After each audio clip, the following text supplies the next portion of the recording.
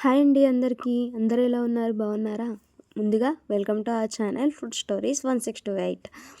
ఈరోజు మీ ముందుకి మరో కొత్త రెసిపీతో అండ్ ఈజీగా చేసుకునే రెసిపీతో హెల్తీ బ్రేక్ఫాస్ట్తో వచ్చేసాను. మరి ఆ రెసిపీ ఏంటో చూసేద్దామా?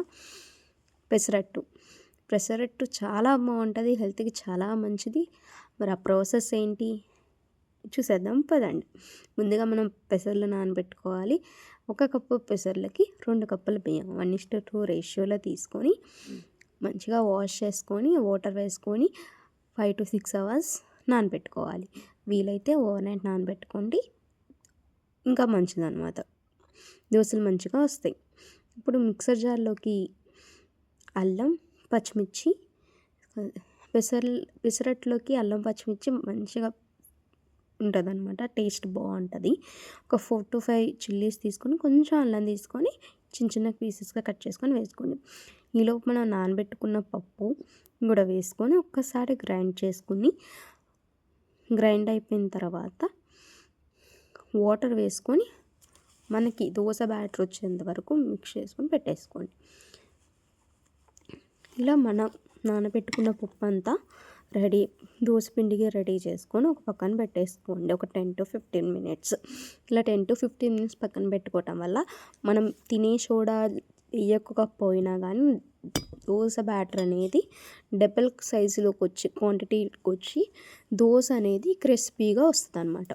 ఇప్పుడు సరిపడిన సాల్ట్, జీలకర్ర అండ్ కొంచెం పసుపు అనేది ఆప్షనల్ అనమాట. మీకు నచ్చితే వేసుకోండి, నచ్చకపోతే స్కిప్ చేసేసేయండి, నో ఇష్యూ అనమాట దాంట్లో. ఇప్పుడు మంచిగా కలుపుకున్న తర్వాత స్టవ్ మీద ప్యాన్ పెట్టుకొని ప్యాన్ ఈవెన్గా హీట్ అవ్వాలి. దోశ మనకి రౌండ్గా రావాలన్నా ఈవెన్గా హీట్ అవ్వాలి అంటే ఒక్కసారి మనకి తెలియడం కోసం వాటర్ స్ప్రింకిల్ చేస్తే వాటర్ అనేది బబుల్స్గా సపరేట్ అయ్యి ఎవాపరేట్ అయిపోతాయి అన్నమాట.